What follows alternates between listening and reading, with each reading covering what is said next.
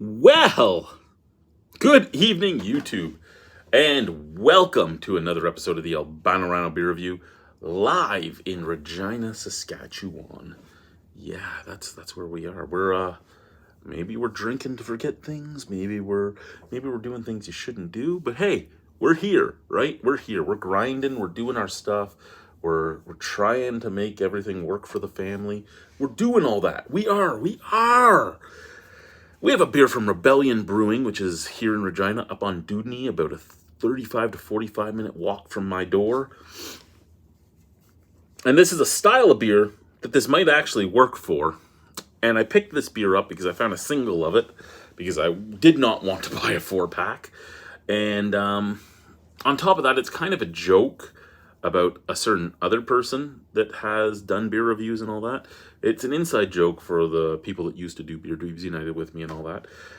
Don't know if any of them still will even talk to me, but hey, we're at this point, right? This is 4.5% alcohol by volume from Rebellion Brewing Company. This is their Dill Pickle Gose. Yeah, it's a Dill Pickle Gose. Now, I mean, you already knew that because you clicked the link and came into the video, and or clicked the title and came into the video, but I'm telling you right now, it's a Dill Pickle Gose. Now, from what I hear, their brewmaster loves experimenting. She has a mustard beer that she made to pair with sausages and stuff, or pair with sausages, or to pair with pretzels. And if it does really good, I hope she brings the mustard beer out again for like an Oktoberfest type of thing, when you're going to be eating them, their sausages and pretzels and stuff. But I mean, I can't.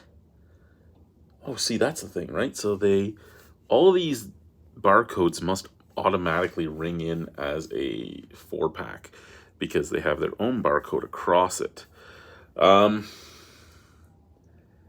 Anyway, kettle soured with a unique infusion of fresh cucumbers, dill, and pink Himalayan sea salt makes this Gose highly drinkable and strangely refreshing.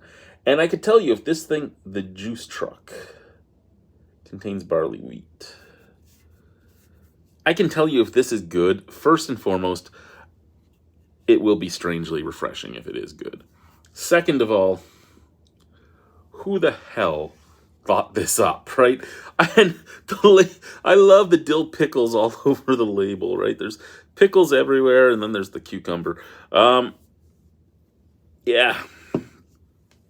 Now, the fact of the matter is, you added cucumbers, dill, and Himalayans. So it's not really dill pickles, because dill pickles do have dill in them. Usually if you pickle them yourself, sometimes they have added salt, sometimes they have added garlic, sometimes there might be onion. So a dill pickle is really a specialty item, right? Like you buy dill pickles and there's the little seeds and shit floating around and all that. So there's more to the brine. The brine is vinegar based, so you're not getting a true essence dill pickle Gose out of this, because it's not dill pickles, it's cucumbers, dill, and then the salt. So I mean, that might actually make this work in a way I can really get behind, because I give her credit, though. I mean, some of my favorite brewmasters, some of my favorite people in the beer industry do things like smoked meat asparagus beers and you know, ghost pepper beers, or habanero pumpkin beers, or like just things that you wouldn't think would work together, but they end up working. And it's an interesting concept.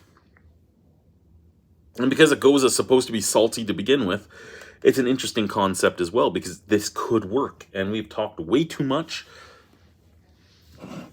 Let's get into the beer.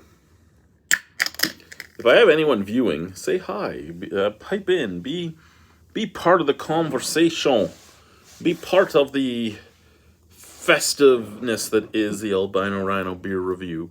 Be a member of the community.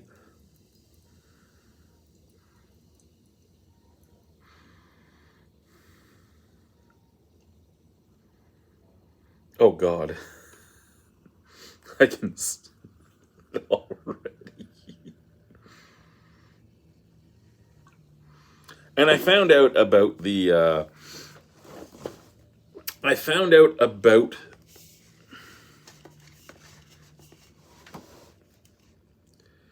the mustard beer and stuff when I was applying to be the taproom manager at Rebellion. And we were talking when I was chatting with the owner. We were talking about the types of beers that their brewmaster tries to make up and everything. And we were talking about the mustard beer, and he's like, I told her it was really good. I don't think it was something I'd buy a 6-pack of, but this is what it was made for, and I think it'll work. And I go, it sounds really intriguing. And you're talking to a guy that likes to just make random intriguing beers for the hell of it. So, I mean, it is what it is. So I'm really interested in this. So a little bit of haze to this, a little bit. So yeah, I can barely see my hand, but I can see my hand. I can't see the camera through this. So there is some hazy craziness there. Beautiful, beautiful color, though. It is like a bronze almost. There was bright white head. It's gone already. I can hear the snap, crackle, pop from back here. I guess it's time to sniff it. We'll sniff from the glass first. And I can't say that it really smells like dill pickle per se, because I'm not getting that vinegary or slight garlicky note. I'm getting cucumber water with dill. Like, the cucumber is evident there. Much like the cucumber lime beers that used to come out a while back, or Hendrick's gin, the cucumber gin. You can smell the cucumber in that. You can smell the cucumber in this. The dill is there as well, and there is a saltiness. So I mean, it is pickle-esque, but it doesn't scream dill pickle. More so, it screams pickle. Okay. Other than the vinegariness, this smells like a dill pickle. There's lots of dill popping out of the can. There's lots of cucumber popping out of the can. There's lots of salt popping out of the can. But no real, like, vinegar scent popping from that can. Which is fine and dandy. I mean, it is what it is.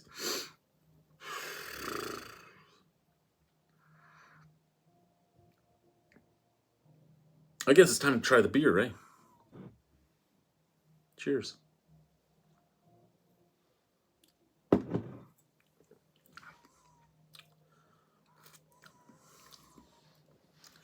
Okay. Can I say it is, as the can says, strangely refreshing? Yes, I can say it's strangely refreshing. However, it's not all that strange that it's refreshing, because it's kind of like cucumber water. The dill, I can smell the dill out of the glass and out of the can. I don't so much taste the dill. I taste the cucumber. The cucumber is the foremost flavor in this.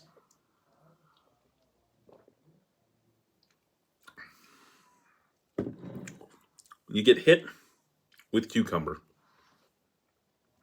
Then there's this flat flavor that goes all the way through to the back. It's just a neutral graininess.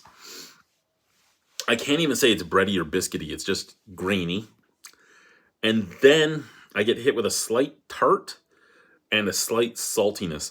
But the cucumber is there from beginning to end. I mean, even now, as everything's washed away, the cucumber is still there.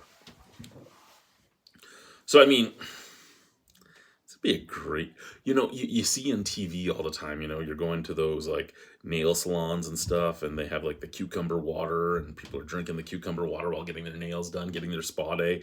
This would be a great beer for a spa day, because it would be just as refreshing. It really is refreshing, because, let's be honest, cucumber waters, it's not for everybody, but it's refreshing. It really is. I mean, sure, you're just basically taking some flesh and some skin and throwing it in water, and I mean, the cucumbers don't have a lot of flavor, but the flavor passes into the water rather nicely, and the flavor passed into this beer rather nicely. And I don't know how many cucumbers they needed to use to get this much flavor in it. I don't know how big of a batch this was, but I mean, this was out of Sobeys Liquor, so it was a big enough batch that, I see there's a comment, we will get to it. It's a big enough batch that you were able to sell it commercially outside of the brewery. So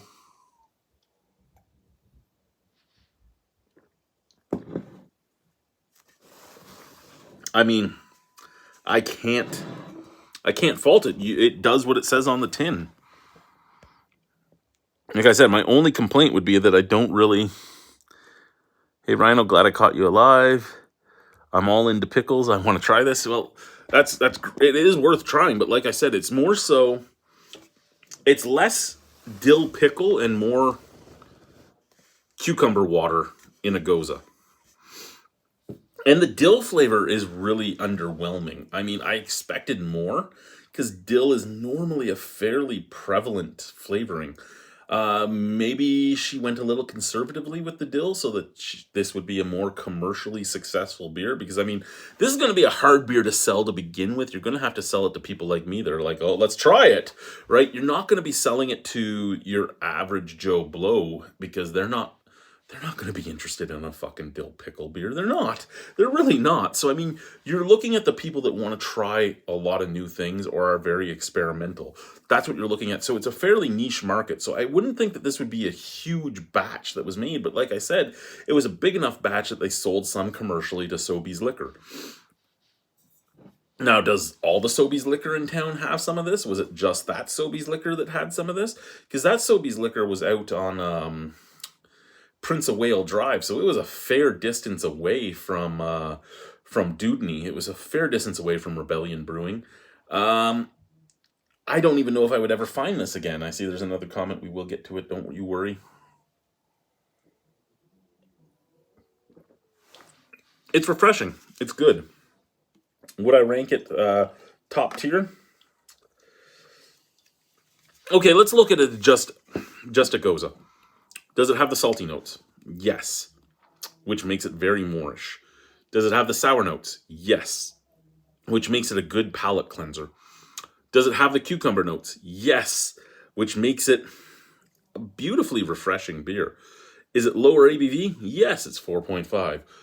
So where would I put this? I'd probably put this right at an 8. I actually really like this. This is a strangely good beer. However, I don't think I would call it a dill pickle Gose. I think I would call it like a cucumber Gose. However, I can guarantee you that name and this can art really does help sell it. So I can't fault them in what they've done. I'm just going to move this over here so we can see that comment. I'll move my beer this way. So let's see what's going on in that last comment. Was it Uncle Cracker again? How's Regina? It's pretty good.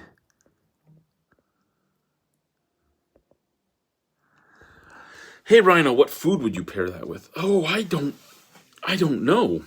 It's so refreshing that and it's so palate cleansing that I think it would do very well with I think it would do very well with Indian or Asian cuisines. Asian cuisines, because usually if you're doing, say, like Thai or anything like that, you're getting a little bit spicier notes, you're getting a little bit of basil and stuff, and this would cut that basil, this would cut the spiciness fairly nicely. Indian food so rich and flavorful that, again, this would cleanse that palate really nicely. And I mean, it's leaving all my taste buds open going, ooh, what are you going to give me next? Because I can taste everything right now. I can still taste the Carl's Jr. I had earlier. First time I've ever had Carl's Jr. in my life. First time I've ever seen a Carl's Jr. in Canada.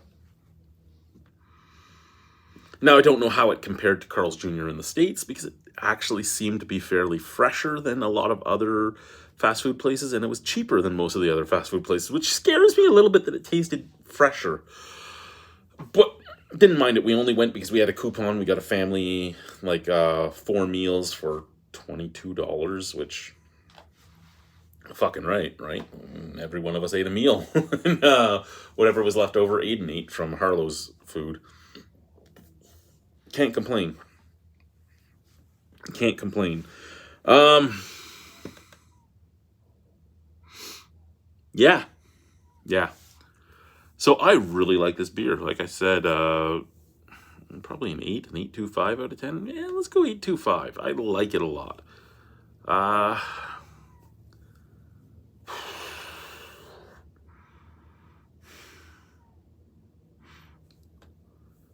So I have other things I want to talk about. I shouldn't talk about them in the middle of this review, so I'll probably go offline and then come back online for about 10 or 15 minutes just to rant and rave.